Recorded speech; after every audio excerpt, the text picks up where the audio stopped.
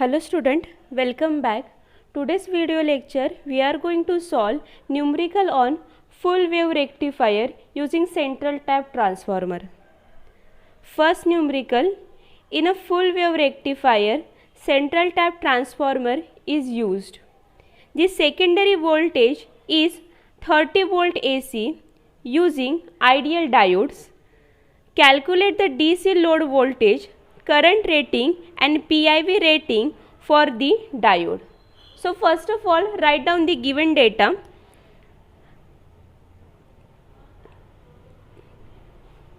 Given है आप लोगों को voltage across the secondary winding. कौन सा वोल्टेज दे के है? तो VRMS वोल्टेज दे के है. तो VRMS voltage across secondary winding is given to you. The secondary voltage is 30 volt AC. So 30 volt. And again the given RL is equal to 33 ohms. Second चीज़ क्या देखे है आप लोगों को? गिवन लोड रेजिस्टेंस की वैल्यू देके है. तो कितनी है वो? 33 ohms. टू फाइंड में क्या फाइंड आउट करना है? Calculate the DC load voltage. DC load voltage also called as a average voltage which is denoted by VDC. Current rating denoted by I0 and PIV rating for the diode which is denoted by PIV. ये तीन चीज़ें आप लोगों को find out करनी है. So come to the solution. They are giving you the VRMS across secondary. VDC find out करना है. तो VDC का फॉर्मूला है twice VM upon pi. I0 is given by IDC by 2 and PIV is given by twice VM. So first of all in case of VDC and in case of PIV आप लोगों को किसकी ज़रूरत लगने वाली है? VM की ज़रूरत लगने वाली है जो हमें फाइंड आउट करना है. That is peak voltage. So to find out the peak voltage, so VM is equal to, but in case of full wave rectifier using central tap transformer यहाँ पे सिर्फ VM नहीं रहता है सेकेंडरी के across, तो ट्वाइस VM रहता है जो किसके बराबर रहता है? √2 into VRMS across secondary. In case of half wave rectifier VM is equal to √2 into VRMS across secondary, but in case of a full wave rectifier using central tap transformer हम लोग क्या ले रहे हैं? ट्वाइस VM ले रहे हैं. क्यों? तो आप लोग देख सकते हो यहाँ पे, कॉन्सेंट्रेट करो. There are the secondary winding is divided into two, upper half secondary and lower half secondary. Upper half secondary में भी VM है और लोअर हाफ सेकेंडरी में भी VM है. So total peak voltage across the secondaries come out to be twice VM in case of central tap full wave rectifier. तो हम लोग क्या ले रहे हैं? ट्वाइस VM ले रहे हैं. क्लियर? फुल हम लोगों ने हाफ वेव रेक्टिफायर में सिर्फ VM लिया था क्योंकि सेकेंडरी के अक्रॉस कितना वोल्टेज था? VM था. But in case of full wave rectifier using central tap transformer voltage across secondary is twice VM, so we consider the twice VM. तो यहाँ पे ये चीज़ आप लोगों को ध्यान देनी है. हमेशा ये गलती आप लोग करते हो. So let's put the value √2 into what is a VRMS across secondary? It come out to be 30 volt. So value of twice VM is come out to be 42.432 volt. ये किसकी वैल्यू निकली है? तो ये ट्वाइस VM की value निकली है.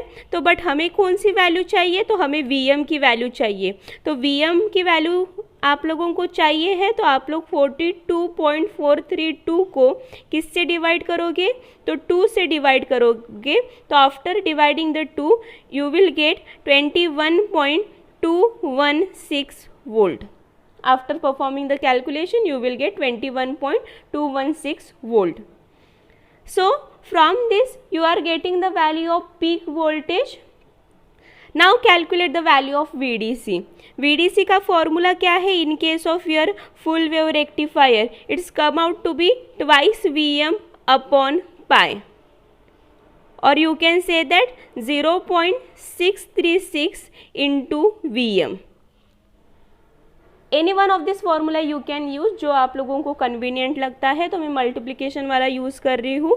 सो 0.636 into VM, VM is come out to be 21.216. So after performing the calculation, the value of VDC is come out to be 13.49 volt.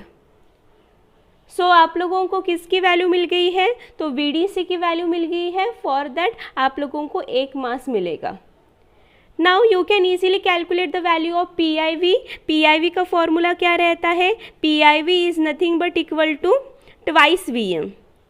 You already find out the value of twice VM, so it's come out to be 42.432 volt.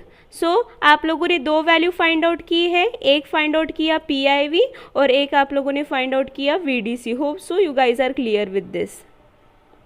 2. अभी और एक पूछा गया है आप लोगों को I0. So I0 is nothing but equal to 0.5 IDC.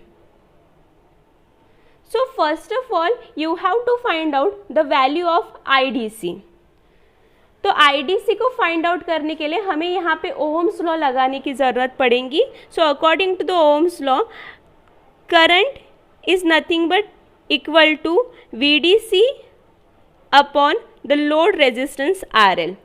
What is the value of VDC is come out to be 13.49 upon what is the value of RL? It's come out to be, it's given to you 33 ohms. Okay, after calculating this you will get the value of IDC. So it come out to be 0.40878. But ये किसकी value हो गई? ये IDC की value हो गई. हमें क्या फाइंड आउट करना है? तो करंट रेटिंग फाइंड आउट करना है. करंट रेटिंग किसके बराबर रहता है? तो 0.5 IDC के बराबर रहता है. तो let's put the value 0.5 into 0.40878. So the value of, it's come out to be ampere because we find out the value of current. So it come out to be 0.20439 ampere. इसको ही आप लिख सकते हैं 204.39 milliampere. So you find out the value of VDC. आप लोगों ने PIV भी फाइंड आउट किया और आप लोगों ने करंट रेटिंग भी फाइंड आउट किया. सो आप लोगों को फाइंड आउट करने के लिए क्या लगा? तो voltage across the secondary is twice VM in case of a full wave rectifier central tap transformer not equal to VM. From this you find out the value of VM. After find out the value of VM, put in the formula of VDC. The value of VDC आप लोगों ने calculate की. PIV किसके बराबर रहता है? तो twice VM के बराबर रहता है. Already you find out the value of twice VM, तो डायरेक्टली आप लोगों ने ट्वाइस VM की वैल्यू रख दी. I0 को फाइंड आउट करने के लिए I0 रहता है 0.5 IDC के बराबर. So first of all we have to find out the value of IDC.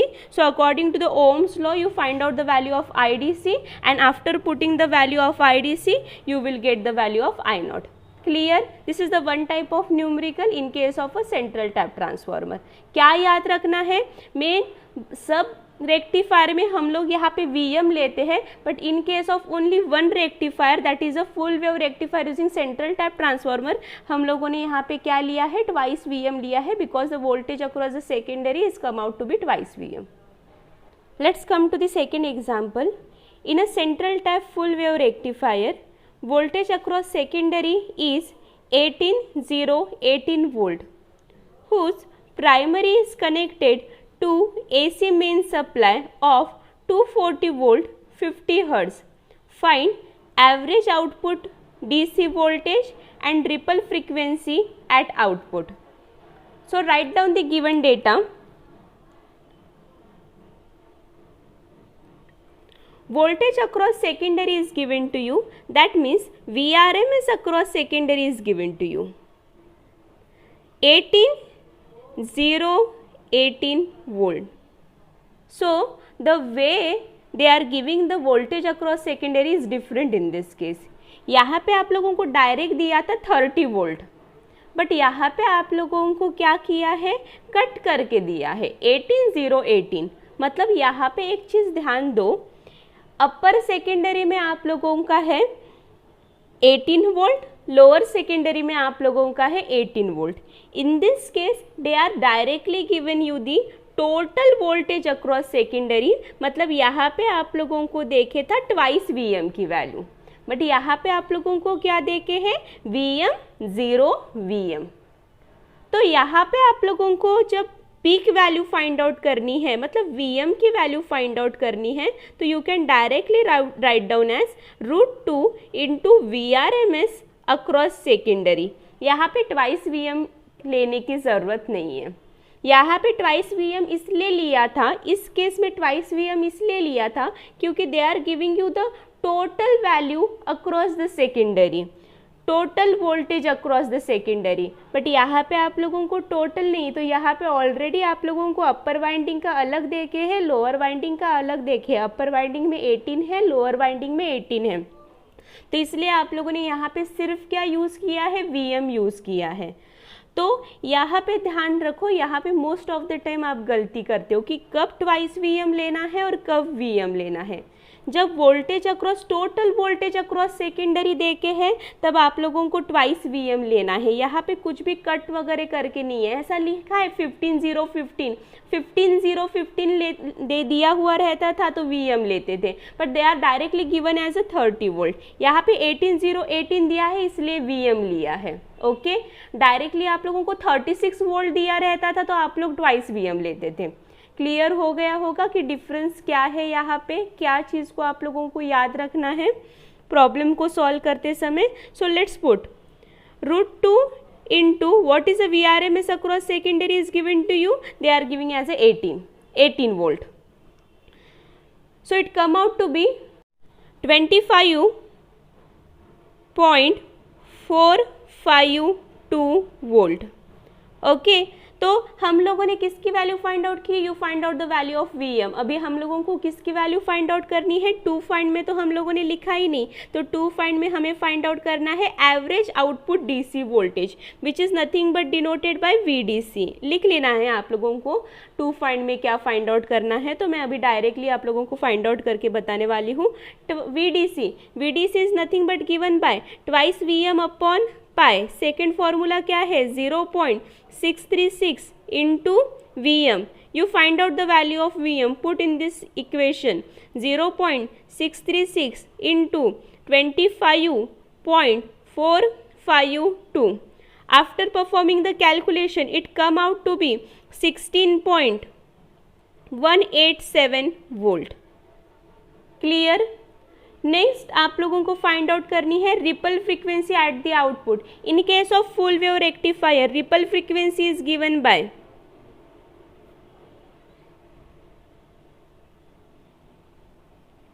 is nothing but equal to twice of the input frequency. Input frequency is given to you. What is AC main supply is connected to 240 volt. How much frequency? 50 hertz is given to you. मतलब input frequency कितनी है, तो 50 hertz. So 2 into 50 hertz. What is the ripple frequency in case of a full wave rectifier using central tap transformer is 100 hertz.